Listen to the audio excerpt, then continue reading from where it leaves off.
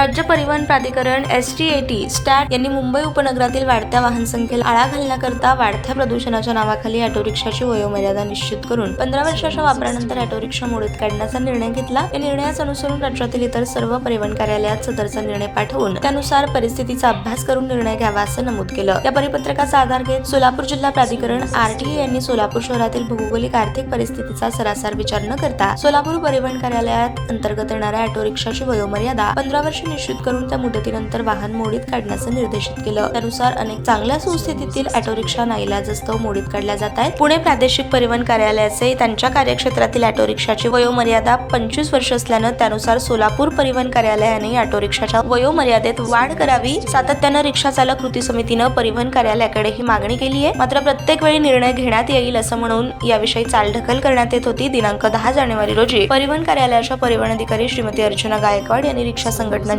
बैठक आयोजित केली। त्या बैठकीत रिक्षा चालक कृती समिती सोलापूरनं आपल्या तोंडाला काळ्या पट्ट्या बांधून बैठकीत मौन धारण करत परिवहन कार्यालयाच्या चालढकल वृत्तीचा निषेध केला।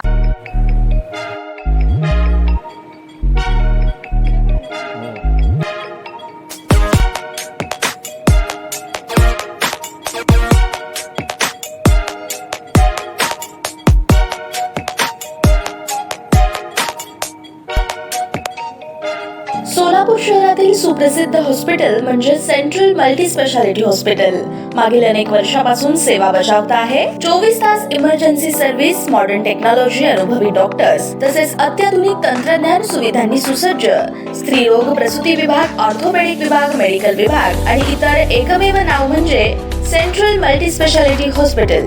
पत्ता गणेशपेठ शॉपिंग सेंटर, मंगळवार बाजार, सोलापूर। ताज्या बातम्या पाहण्यासाठी प्राईम महाराष्ट्र न्यूज चॅनलला सबस्क्राईब करा।